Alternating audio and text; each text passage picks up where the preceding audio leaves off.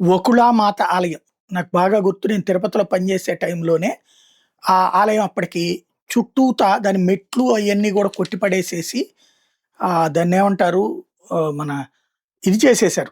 Real estate గూడా కాదు. Mining జేసేశారు. పైకెళ్ళడానికి దారి లేదు.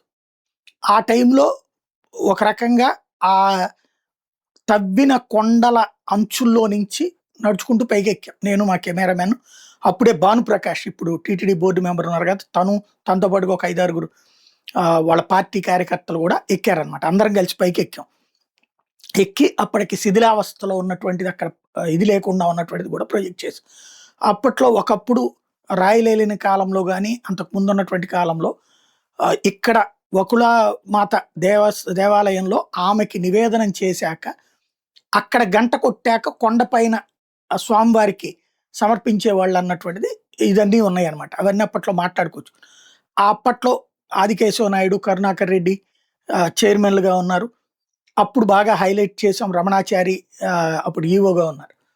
ఆ టైంలో దాని మీదన వకుళామాత టెంపుల్‌కి సంబంధించి డెవలప్ చేయాలన్నటువంటి నిర్ణయం. ఆ తర్వాత నిదానంగా అక్కడ మెట్లు కట్టడం. తర్వాత నేను యువతలకొచ్చేసిన తర్వాత కట్టడం ఇదంతా జరిగింది. చూసాను నేను అదంతా గూడా. చాలా సంతోషపడ్డా. ఎందుకంటే మనం రైజ్ చేసిన టాపిక్ ఆ తర్వాతన వకుళామాత టెంపుల్ స్వామివారికి తల్లిగారికి సంబంధించినటువంటి ఆలయాన్ని కి సంబంధించి ప్రభుత్వం నోటీస్‌కి, టీటీడీ నోటీస్‌కి ఆ తర్వాత అక్కడ మార్పు చేర్పులు చేయడానికి అవసరమైనటువంటి విధంగా మొదట ఆరంభం మనం చేశామన్నటువంటి సంతృప్తి ఉంది నాకు. ఇప్పుడు ఇది ఎందుకు చెప్తున్నా అంటే సోషల్ మీడియాలో వైరల్ అవుతుంది. దీన్ని నేను ధృవీకరించట్లేదు.